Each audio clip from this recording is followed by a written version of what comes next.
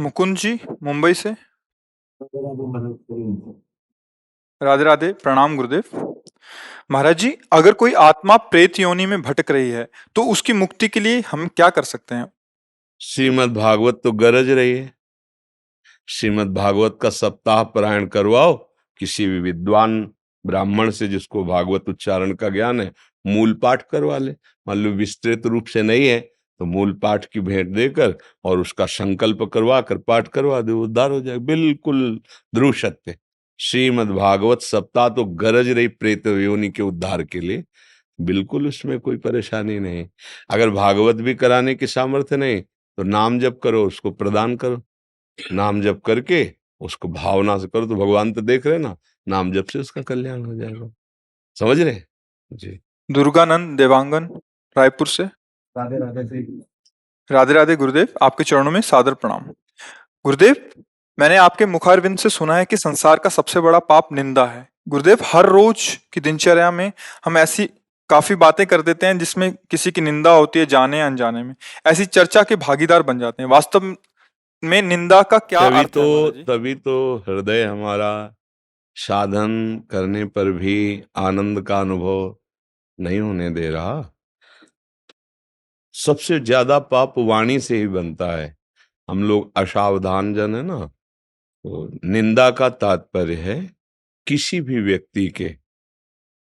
व्यक्ति के विषय में हम छिद्रान्वेषण कहते, दोष दर्शन करके उसको बोलना। जैसे आप गलत हो, हमारे सामने हो, हम आपसे कह रहे हैं कि देखो ये आप गलत कर रहे हो, धर्म विरुद्ध, इसे निंदा नहीं कहते हैं।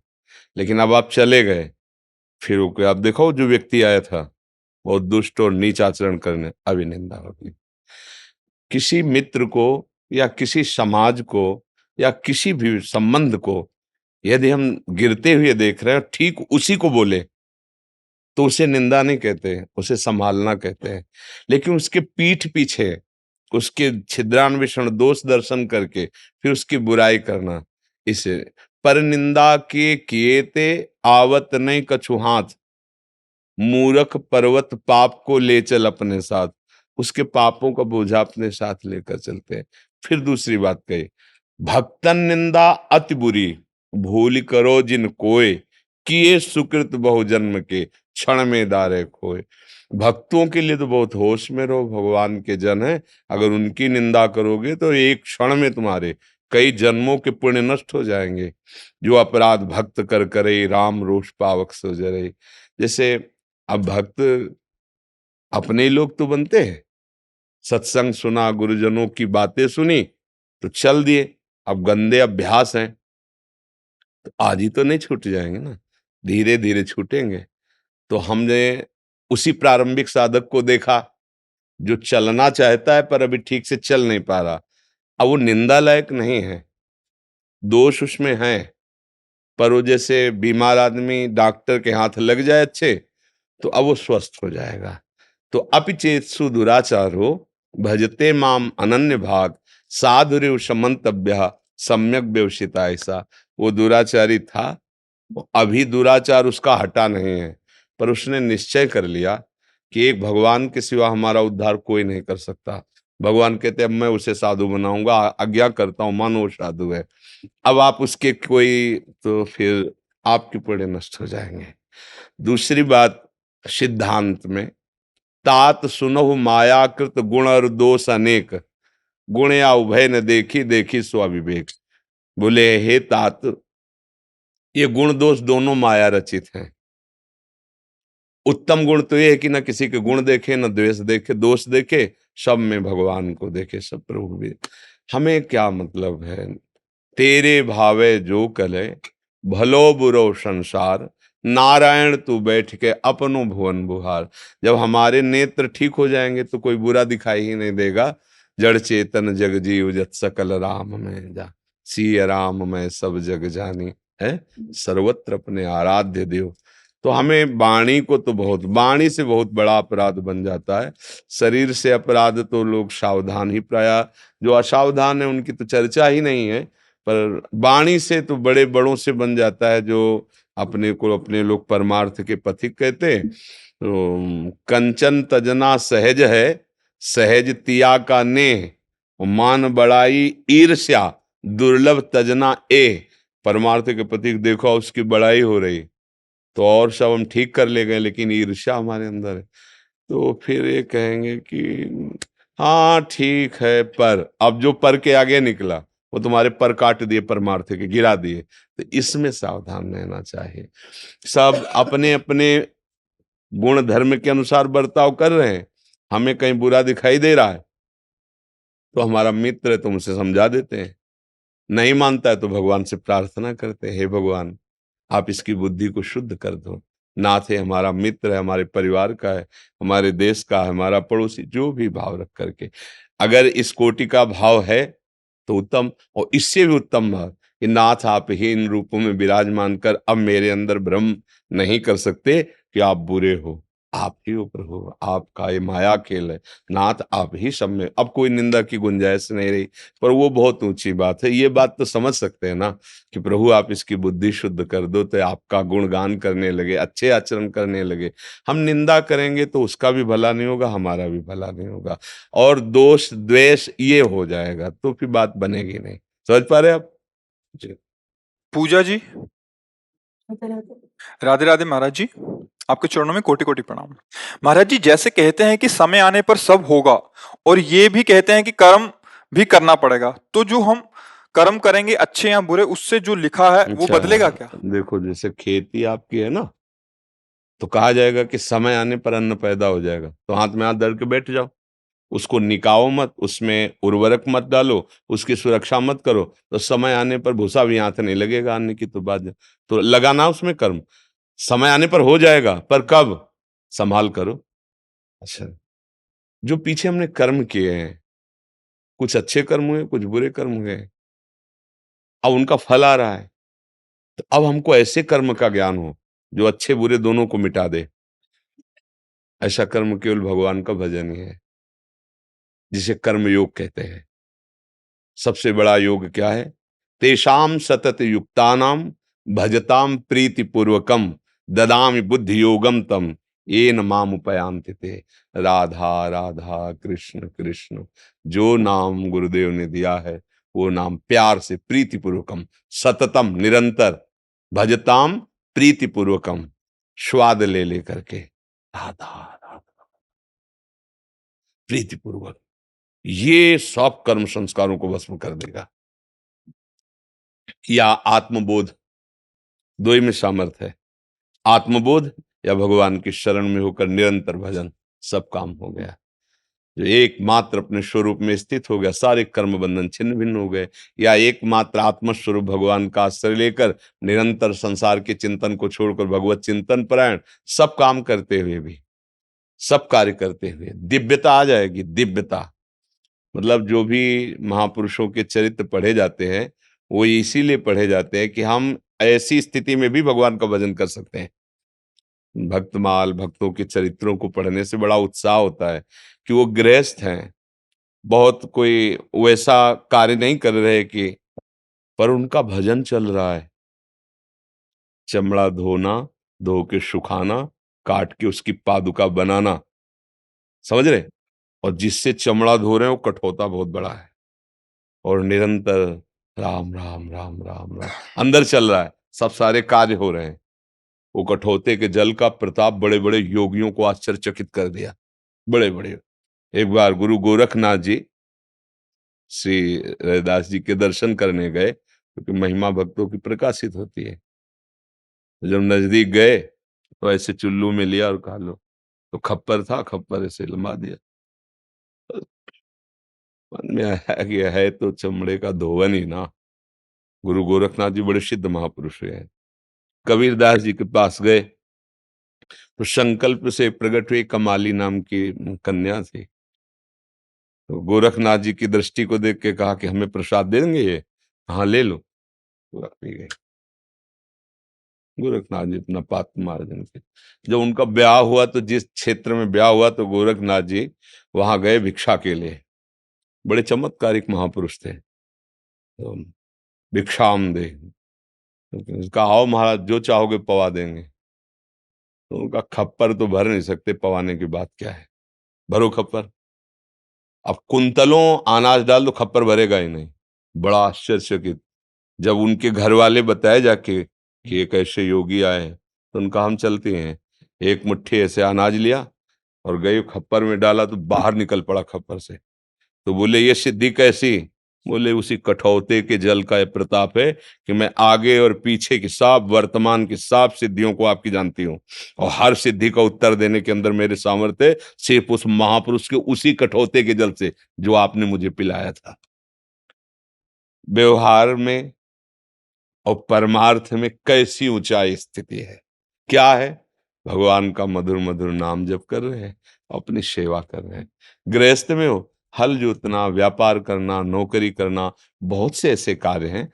तो क्या राम राम कृष्ण कृष्ण हरि हरि राधा राधा बोलते हुए नहीं हो सकता? अभ्यास करो। जब युद्ध हो सकता है तो भजन भी हो सकता है। भगवान ने तो युद्ध के लिए कहा मामनुष्य युद्ध से सब मंगल हो जाएगा, सब आनंद। पर हम लोग आनंद चाहते विषयों में है ना, सत्य वस्तु की खोज नहीं हो पा रही है।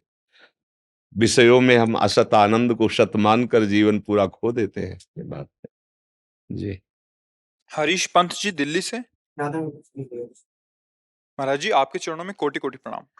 महाराज जी बार बार आसक्ति हमें विवेकहीनता देती है और हम सही और गलत में भेद करना ही भूल जाते हैं और बाद में आत्मग्लानि होती है। कृपया मार्गदर्शन करें महाराज जी, हम क्या करें? थोड़ी और पावर बढ़ाने की जरूरत है।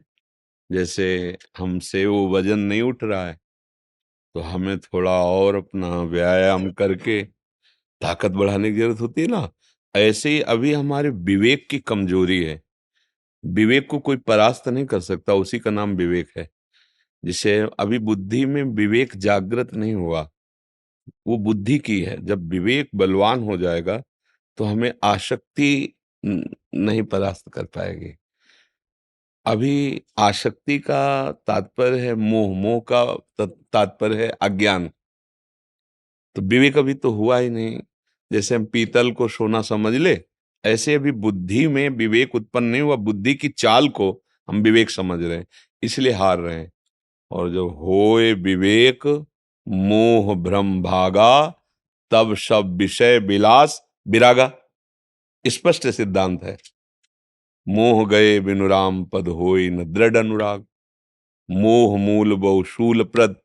अब ये मोह का नाश होता है विवेक से, और विवेक पुष्ट होता है भगवान के प्रेमी भक्तों के सत्संग से।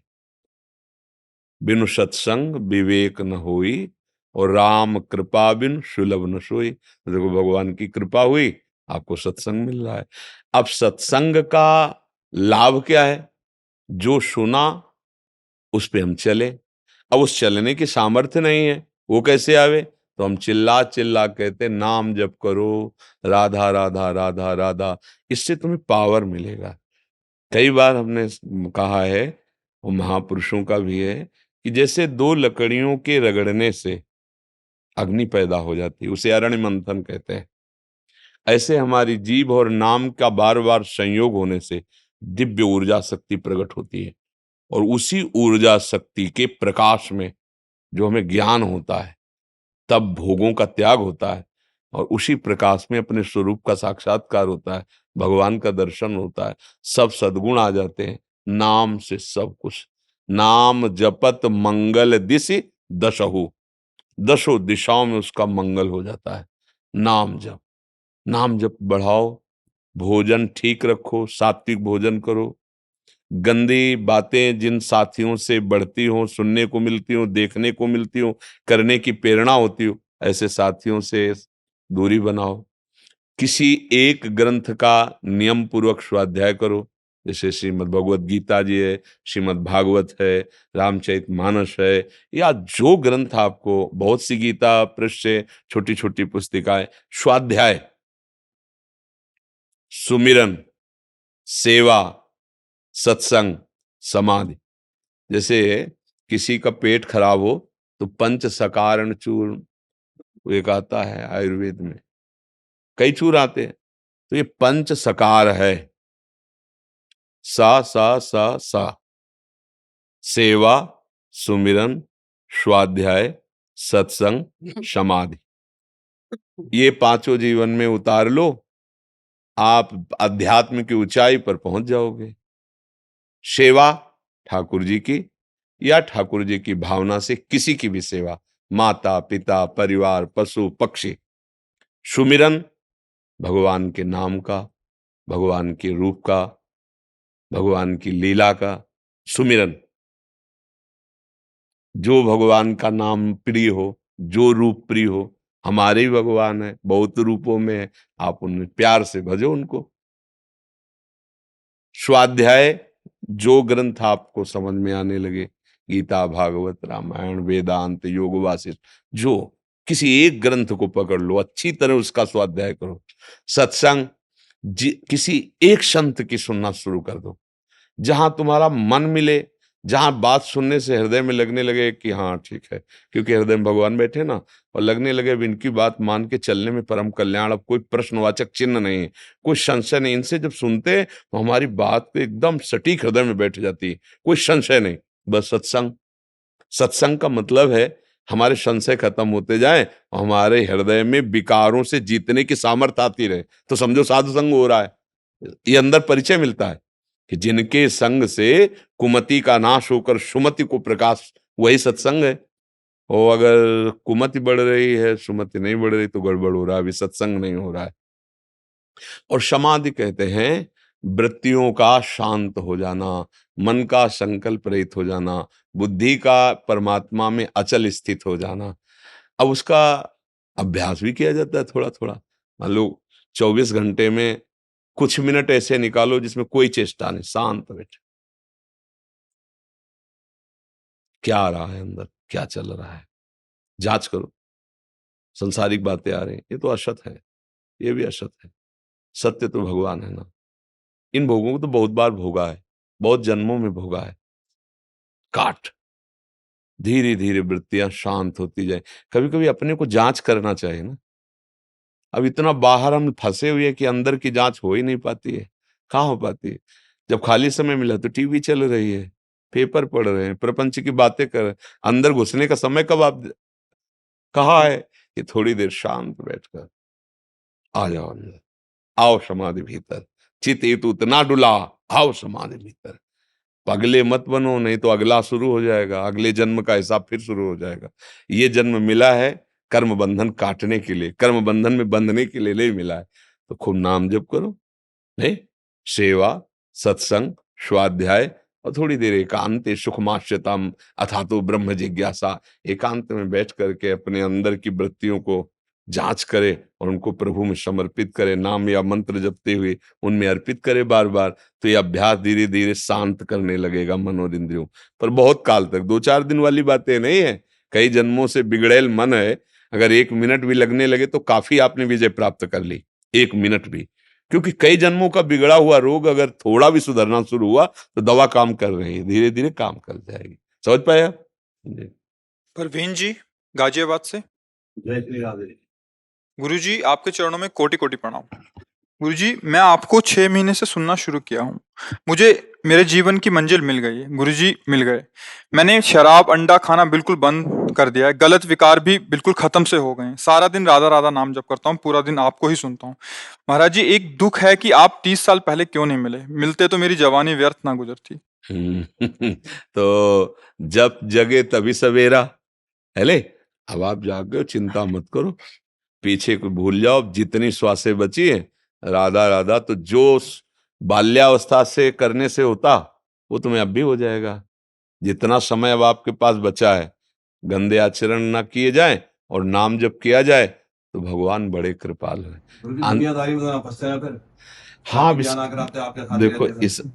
नहीं नहीं, वो भी ठाकुर सेवा है, ठाकुर सेवा है। देखो, अगर सब विरक्ते हो जाएंगे तो रोटी मांगने कहाँ जाएंगे? ये भी तो बात समझो ना। भगवान के दो बनाए हुए मार्ग हैं, एक विरक्त एक गृहस्थ। तो हम भी तो पैदा गृहस्थी में हुए ना, मैया बाप तो हमारे भी, अगर वो गृहस्थ ना होते तो हम कैसे विरक्त पैदा होते? अच्छा, विरक्त पैदा हो गए, अब हमारे शरीर का पोषण कहाँ हुआ? गृहस्थों से ही तो हुआ। उनके दरवाजे में जाके रोटी मांगी, मिला, शरीर पोषण हो। अगर हमारा परमार्थ बना तो इसमें सबसे बड़ा योगदान गृहस्थ का है, नहीं है? हम पैदा गृहस्थ में हुए, हम पले गृहस्थ में, हमारे कपड़े गृहस्थ के द्वारा दिए गए, हमें साधन की सामग्री चाहिए वो सब गृहस्थों से मिली। तो गृहस्थ धर्म कोई दुनियादारी नहीं है, भगवान की आराधना, बस उसको समझ लें।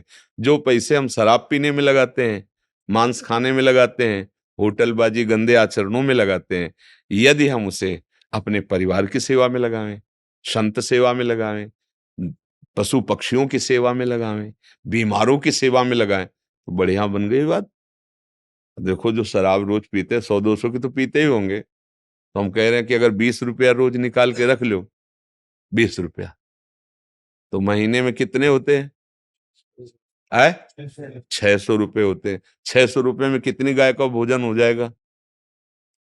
आप सोचो, 600 रुपये में किसी बीमार आदमी के उसमें दोगे तो कम से कम उसके हाँ, किस 600 रुपये किसी गरीब की सेवा में लगा दो। जो शराब पीने में लगाते तो उतने से काम हो जाएगा। गरीब आदमी एक बछिया दान करे ना, और राजा 1 करोड़ गाय दान करे सोने से मड़े हुए सिंह, तो उसकी बराबरी बछिया की बराबरी नहीं करे, क्योंकि वो राजा है, वो गरीब, उसके बछिए एक काफी है। तो गृहस्थ धर्म कोई निंदनीय धर्म नहीं है। सोचो, जिन गृहस्थों के यहाँ रात दिन भजन करने वाले संतों का, अगर उनसे, तो वो गृहस्थ साधारण गृहस्थ है। चाहे जितना बड़ा कोई महात्मा हो, उधर पोषण तो गृहस्थों के यहाँ ही होता है, ले जाते भाई। कोई मांग के खाता है, किसी को गृहस्थ ला के दे देते, कई प्रकार की वृत्तियां आपस देते। तो हाँ, तो ये बात मतलब कि गृहस्थ हैं हम बहुत, ऐसा नहीं है। आप अपने धर्म से चलो तो भगवान की प्राप्ति आपको वैसे ही होगी जैसे एक विरक्त को होती है। अब धर्म से विरक्त न चले तो क्या उसको भगवान की प्राप्ति हो जाएगी क्या? तो धर्म से, अपने अपने धर्म से यदि चला जाए तो सबको भगवान आनंद देते हैं, सब भगवान की कृपा का अनुभव करते हैं। तो अभी तक जो गलतियां हुई, बड़े बहादुर हो कि आपने उसे छोड़ दिया। इतना लंबा जीवन व्यतीत करने के बाद अब आगे अच्छा व्यवहार रखो, अच्छे भाव से। तो देखो, हमारे भगवान तो इतने कृपालु हैं कि अंतिम समय पुत्र के वाहने से नारायण निकल गए तो भगवत प्राप्ति हो गई। फिर जानबूझ के जब राधा राधा बोलेंगे तो हमें भगवत प्राप्ति में संशय है क्या? तो इसलिए धैर्य पूर्वक रहो। अब जो समय बचा उसे सार्थक कर लो। गांव के लोग या पड़ोस के या मित्रजन आके गंदी बातें, संसार की बातें करें तो तुम कान में अंगुली डाल करके राधा राधा राधा राधा बचो तो बच जाओगे। नहीं तो देखा है गांव में, हुक्का रखा है, 10-20 बूढ़े बैठे, हुक्का फूक रहे, प्रपंच की बातें कर रहे हैं, तो जीवन बर्बाद करना हुआ। अरे भैया, हाथ में माला ले लो, राम कृष्ण हरि राधा, तो अब जीवन भर मेहनत की हो, संसार के काम कियो, अब बुढ़ापा ही संभाल लो। पर बुढ़ापा का अभ्यास तो वही सब प्रपंच का है, तो भजन में मन नहीं लगता। अगर बात मान जाओ तो थोड़े समय में काम बन जाएगा। जितना समय बचा है भगवान को समर्पित करके नाम जप करते हुए जीवन व्यतीत करो, भगवान की कृपा प्राप्त हो जाती है। महाराज जी, मैं शराब अपने बेटे के साथ बैठकर भी पीता था। अब चाहता हूँ कि वो भी छोड़ दे और अब देखो भक्ति मार्ग पे कितनी बुद्धि गलत हो गई, कितनी गलत हो जाती बुद्धि, कि जो बच्चा हमारे आश्रित है, हमसे संबंध है, शारीरिक आत्मिक संबंध है, उसको हमें अच्छे आचरणों में, कि देख मैं तो गंदा फंस चुका हूं, लेकिन अगर तुझे पीते देखा तो हम बख्शेंगे नहीं। कम से कम ये बुद्धि रह जाती, फिर शर्म आने लगती, क्या उसको तो रोकता हूं मैं फिर चुरा के पीने लगते, चुपचाप छुप के, कि वो न जान पावे। धीरे धीरे घृणा होती, छूट जाती। कितना हम बुद्धि से गिर गए कि अपनी संतान को अपने सामने नष्ट करके गिलास लड़ा के पी रहे। ये कोई बुद्धिमत्ता है? स्वास्थ्य खराब, बुद्धि खराब, सब कुछ खराब करने वाली मदिरा है। शास्त्र निषेध करता है, नहीं पीना चाहिए। अब बोलो कैसे? अच्छा, तुम्हें फिर स्वागत करना ही पड़ेगा कि लाओ जरा बच्चा, बोतल उठा के लाओ, गिलास लाओ। तो कहे पापा हम भी थोड़ी। अब पापा और बेटा जब साथ ही पी रहे हैं, अच्छा अब आपकी समझ में आ गई, अब उसकी यौवन अवस्था है। समझना चाहे तो समझ सकता है, लेकिन ये ऐसी भूत वाली अवस्था होती है। जवानी मतलब भूत की अवस्था, जैसे भूत चढ़ा होता है ना दिमाग में, ऐसे जवानी का एक समय आता है जो भूतावेश जैसा होता है, कुछ सुहाई नहीं देता कि एक धर्म कर्म पाप पुण्य अच्छा वो को चलाए। वो तो अब आप समझ रहे हो, नहीं तो आप खुद पीछे को देख ले लौट के। तो अभी प्यार से समझा सकते हो, और भजन करते हुए उस पर भावना करो, राधा राधा राधा, मेरे बेटे की बुद्धि शुद्ध हो जाए, तो ये भी प्रभाव करेगा उसकी बुद्धि को। बाढ़े पुत्र पिता के धर्मा, यदि तुम धर्म कर्म करोगे भजन, तो पुत्र का भाव बदल सकता है। देखो आपके आचरणों का ही तो प्रभाव पड़ा, नहीं तो अगर कहीं बाहर पी के भी आता तो आपसे डरता, अपनी माता के पैर पकड़ता कि मम्मी पापा को मत बता देना, नहीं पीट देंगे। अब पापा ही जब गिलास लड़ा रहे तो अब डर क्या रह गया। तो ये तो मतलब बहुत ही अनर्थ वाली बात है। माता पिता से प्रार्थना है ऐसे कोई गंदे आचरण बच्चों के सामने प्रस्तुत ना होने पाए, जिससे उनको गंदे आचरणों की तरफ बढ़ावा मिले। कम से कम गंदे आचरणों के करने पर उन्हें ये तो भय हो कि मेरे मम्मी पापा डांटेंगे। ऐसा तो ना खुल जाए कि मम्मी पापा के सामने ही गंदे आचरणों में वो प्रवृत्त हो जाएं। तो इसलिए सावधान रहो जी। अमित भाटी जी। राधा वल्लभ सिंह। राधा वल्लभ श्री हरिवंश महाराज जी, आपके चरणों में कोटि कोटि नमन। महाराज जी, श्री जी की कृपा से आपसे पहले भी एक प्रश्न पूछ चुका हूं कि अगर कोई माँ बहन के साथ हिंसा कर रहा हो तो हमें क्या करना चाहिए। गुरुदेव, आपके इसका जवाब बहुत ही सुंदर दिया। आशा है उससे लोग काफी प्रेरित हुए होंगे। गुरुदेव, आपको आज के समय में लाखों लोग सुन रहे हैं और आपकी वाणी पर लोग काफी अमल भी कर रहे हैं। आज के समाज में आपने राधा नाम की एक नई ऊर्जा प्रदान की है। गुरुदेव, आज के भी प्रश्न से इसमें पहली बात यह है कि फिर हम प्रार्थना करते हैं, साउंड में कोई सामर्थ्य नहीं होती, बात मशीन की होती है।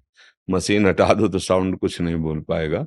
ये साउंड है, इसमें पावर ऊर्जा गुरुदेव है, प्रिया जो है, ये सब उन्हीं का बात है। हमारी तो कोई बात, हमारी बात तो गोस्वामी तुलसीदास जी के सामने जब अकबर सम्राट ने ताज उतार के रखा तो आंसू आ गए।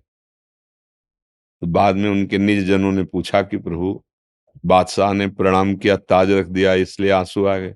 बोले नहीं, इसलिए आए कि जब राम का नहीं था तो मांगने से रोटी भी नहीं मिलती थी। आज राम ने स्वीकार कर लिया तो बादशाह भी ताज उतार के रखता है। बात नहीं, उनकी स्वीकृति से है, अपने लोगों का क्या है। पूरा जीवन भिक्षुक जीवन, भला हमारी सामर्थ्य क्या कि हम राधा नाम की महिमा प्रकाशित कर सके। हमारी सामर्थ्य क्या हम किसी के अंतःकरण का परिवर्तन बस ये है कि करें, करावें आप सब और जने बढ़ाई दें जी। महाराज जी, आशा है कि आज के प्रश्न से भी काफी लोग कुछ सीखेंगे। गुरुदेव, जिस बाप ने अपनी जान से भी प्यारी बेटी दी हो, जिस भाई ने अपनी हमजोली बहन दी हो, एक बहन ने अपनी परछाई दे दी हो, एक माँ ने जो दुनिया सब कुछ दे सकती है बट अपनी संतान, उस माँ ने अपनी बेटी दी हो। गुरुदेव, फिर भी लोग आजकल की शादियों में काफी दहेज मांगते हैं और अगर मन मुताबिक दहेज नहीं मिले तो लड़की के साथ हिंसा तक कर देते हैं। गुरुदेव, इस पर भी थोड़ा प्रकाश डालेंगे तो सब लोगों की आंखें खुलेंगी। आप प्रकाश क्या डालना है, बात यह है कि जो अपनी बेटी को दे रहा है तो मुझे तो लगता है कि जितनी उसकी सामर्थ्य होगी उठा नहीं रखेगा, जैसा हमने देखा है।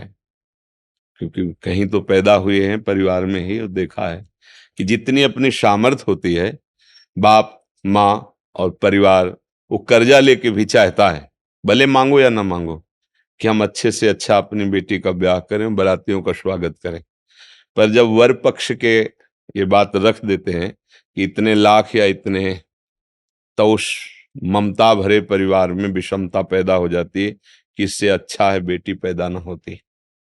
ये जो आज गर्भ हत्याएं हमारे बहुत बड़े पाप की प्रवृत्ति बढ़ रही है, माताओं बहनों में भी समाज में भी, तो उसका कहीं ना कहीं काफी दोष इस दहेज प्रथा पर है। क्योंकि हमने देखा है कि गांव के जैसे किसान आदमी हैं, बेटी को पढ़ाया लिखाया, सुंदर पुष्ट किया, ब्याह योग्य हो गई, जिनके घर में अब बोले हमको इतने लाख चाहिए, और बेचारा आके घर में बैठ के रो देता है कि किसी तरह तो हम परिवार का पोषण कर रहे हैं, क्या करें। अब बेटी का ब्याह करना है, थोड़ा खान पान हो रहा हो जिस घर में, थोड़ा लड़का अच्छा हो, और वो इतने लाख मांग रहे हैं, और अपनी खेती पूरी जमींदार के यहाँ रख देता है, और ब्याज पे ब्याज वो लगा, मतलब कितना उसको अब क्या सोचेगा पड़ोसी जो देखा दशा कि यार इससे अच्छा मार दो। बुद्धि भ्रष्ट हो गई दहेज प्रथा के भय से। अच्छा, कुछ ऐसे हम वहां थे निम्बुआ घाट, गंगा जी के किनारे भ्रमण करते, फतेहपुर जिले में है। तो ऐसे संतों के पास तो आते रहते ना दर्शनार्थ या संभाषणार्थ। तो एक गृहस्थ ब्राह्मण परिवार के आते थे। तो अब जब मार्ग में चल रहे हैं तो कभी कोई ना कोई बात तो हो ही जाती है भागवतिक। तो अपनी बेटी को लाए थे, तो यहाँ सब जली हुई थी ऐसे पूरे, ऐसे इतना चेहरा ऐसे और सुंदर एकदम और अच्छे तो वो जब आए तो दृष्टि तो जाती ना जिससे से, तो वो भयावही दृष्टि देखी तो उनका इस बच्चे को क्या हो गया। तो उनका महाराज इसका ब्याह किया था, जितनी हमारी सामर्थ्य थी, जितना उन्होंने मांगा था उतना दहेज दिया था, पर वो लोग अब जो सुशील बच्ची थी, जब वो बता रहे थे तब उसके आंसू चल रहे थे उस बच्ची के। तो बोले फिर भी उन्होंने मांग की, हमने फिर भी दोबारा जो हमसे बना दिया। बोले तिवारा हमारी बच्ची को चारपाई में बांध करके आग लगा दी, चारपाई में बांध कर। और भगवान की लीला कि रस्सी का वो हिस्सा पहले टूटा जो ताकत लगा के उठने पर खुल जाए, वो पहले जला, जल रही थी वो भी, और भागी उस सीढ़ियों से चढ़ के उनके चाचा के घर में कूद गई। छप्पर होते ना आंगन में, छप्पर के सारे जे नीचे कूद, जे जलती उन्हें देखा तो कंबल आदि से ढका और उनके पास बंदूक थी कि अब नहीं, अब ये मेरी बेटी हो गई, उन्हीं के परिवार, अगर किसी ने इधर आंख उठाई तो गोली मार देंगे। वो बोले हमें सूचना दी गई, हम अपनी बेटी को ले ऐसे। अब बोलो ये राक्षस है या मनुष्य है। वो बेटी जिंदगी, अब उसके अंतरात्मा में जो उनके प्रति भाव आएगा वो उसे झेल नहीं पाएंगे चाहे जितना। तो कई तरह से दहेज प्रथा से बहुत हानि है, और हमें लगता है कि अगर तुम्हें सुंदर सुशील कन्या मिल जाए और उससे तुम्हारी वंश परंपरा, देशभक्ति, भगवत भक्ति, बुद्धिमान ऐश्वर्यवान पुत्र पैदा हो, वो अच्छा। या उसको इस तरह से परिवार को क्लेश देना, उस बच्ची को क्लेश देना, या वो परिवार वाला बच्ची जिसके है वो ये सोचने पर मजबूर हो जाए कि इससे तो अच्छा है कि हमारी बच्ची ना होती। तो ये दहेज प्रथा तो बहुत ही कहीं किसी भी तरह लाभदायक नहीं है, कहीं भी किसी भी। और जो इस तरह से दहेज लिया जाएगा वो लिख लो और उस परिवार की जांच कर लेना, कुछ वर्षों के बाद उस परिवार में ऐसा षड्यंत्र रचेगी माया कि शांति और सुख नहीं होगा, शांति सुख नहीं हो सकता।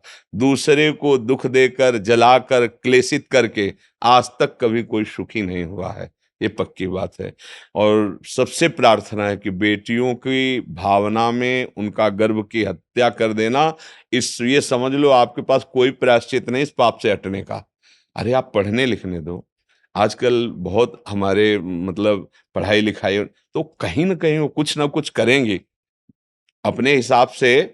वो जीने लायक बुद्धि भगवान सबको दे देते हैं। हमें तो दिखाई दे रहा है कि बच्चियां बड़ी उन्नति में जा रही, फोर्स में भी बच्चियां जा रही, नहीं जा रही। तो ऐसा ना सोचे कि बच्चे तो हमारा दुर्भाग्य है, ऐसा माता पिता को नहीं। और कई जगह हमने देखा जहां बूढ़े माता पिता को कोई सहयोग नहीं देता, तो हमने देखा बच्चियां ही सहयोग देती हैं। कभी लड़कों को किडनी देते हुए नहीं देखा अपने बाप को। जहां सुनने को आता है तो बेटी ही किडनी देती नजर आती है। लड़के चार हैं, हिस्सा बांट लिए, अब वो एक एक रोटी देने के लिए पड़े, वो भाग के भी जब माता पिता बेटी के पास वही दुलार करती है, क्योंकि वो करुणामयी है ना, मातृ स्वरूप हृदय में विराजमान ना। अच्छा बेटी नहीं होगी तो बेटा आसमान से पैदा हो जाएगा क्या है। सोचो चाहे करोड़ों का घर हो और एक स्त्री शरीर ना हो उस घर में, किसी काम का घर नहीं है, और मेहनत करके आते हो, भले 200 रुपया लाते हो, और उस दैवी शक्ति के हाथ में रख दो, तुम्हारे पूरे परिवार का पोषण करेगी, किसी को भूखा नहीं रहने देगी, सबको वाणी के द्वारा, चेष्टाओं के द्वारा प्रसन्न रख। ये मात्र शक्ति है। इसके साथ ऐसी भावना करना कि तुम्हारे केवल चिन्ह का ही तो फर्क हुआ, तुम्हारी संतान पुरुष चिन्ह से युक्त हुई तो तुम इतने महान हो गए कि आप गाली दे रहे हो, आप उसको कष्ट दे रहे हो, आप पैसे ले रहे हो, और वो अपने पूरे जीवन को तुम्हारे को समर्पित किए। ये भारी दंडनीय अपराध है। यहां दंड अगर नहीं मिला ना तो तैयार रहो, फिर भगवान के शासन से फिर किसी को बचने का चांस नहीं मिलता। तिनकर काल रूप में भ्राता, बहुत बहुत सावधान। ये तो बहुत अच्छा प्रश्न आपने किया है, क्योंकि समाज के लिए बहुत सुधार, जिसने अपनी बच्ची हमें दे दी, अपना सर्वस्व दे दिया मानो, अब उससे हमें मांगने की जरूरत नहीं है। और भगवान जब आप नहीं ऐसा दबाव डालोगे तो देने वाला वो है, वो ऐसा कुछ देगा कि एक घर में ब्याह हुआ हमारे परिचय का, उनके परिवार के जनों ने उनको अलग कर दिया, क्योंकि उन्होंने दहेज नहीं दिया था, गरीब परिवार थे। तो अब उस लड़के ने राजी होकर ब्याह किया, क्योंकि कुछ लड़के ऐसे बुद्धिमान होते हैं कि अगर हमारा भाव बन रहा है, हमारे अनुकूल पड़ रहा है, तो हम धन लेके क्या करेंगे। पर माता पिता का भाव धन के प्रति था, तो उसको अलग कर दिया, एक कमरा केवल दिया। फिर इतना द्वेष बढ़ा परिवार का कि उसको जहर दे दिया, और वो विक्षिप्त हो गया, मरा तो नहीं पर पागल हो गया। तो अब उसकी लड़की की दशा, सब कुछ परिवार वालों ने ले लिया, एक कमरा दे दिया, 1-2 बीघा जो खेती वो करने लायक नहीं, क्योंकि रोड में वो बैठा। अब जो उसकी संतानें हुई थी, आज ऐसी हाई ऊंची डिपार्टमेंट में है कि गांव ऊपर मकान बना हुआ है, और वो जब आते हैं ना, तो गाड़ियों से आते जिनके खाने का नहीं था। धर्म से चले ना, तो आज पिता, वो जो पागल पिता है ना, ऐसे गोद में रख रहे हैं बच्चे उनकी सेवा में। और जो माँ घरों में काम करके अपने बच्चों को पढ़ाया ना, हाँ, कोई एयरफोर्स में है, कोई ये थल सेना इसमें इसमें है, मतलब कई तो फोर्स में है, और इतने विद्वान हैं कि जो आचार्य महर्षि महर्षि योगी के उसके आचार्य हैं वो, और उनमें पढ़ा रहे हैं। छोटे छोटे बच्चे जो थे वो अच्छी बहुत, तो भगवान दिया ना, देखो अच्छी पदवियां दे दी, अच्छा। और वो जो घर वाले हैं वो उसी गिरी स्थिति में पड़े। अगर भगवान देंगे ना तो आप महान बन जाओगे, और किसी भी जीव को सताना, फिर वो तुम्हारी शरणागत हुई है, पाणी ग्रहण तुमने किया, तुम्हारे घर में आए। कितने राक्षसी स्वभाव के होते हैं। घर में आए हुए, एक शरण में आए हुए एक कबूतर के लिए महाराज शिवी ने अपने शरीर का मांस चढ़ा दिया, और वो कन्या आई है तुम्हारे घर में अपने माता पिता मानकर, अपना भाव रख करके। तो उसको ये समझना चाहिए कि बहुत बड़ी लक्ष्मी हमारे घर आ गई है, अब इससे जो संतान होगी कुल परंपरा चलेगी।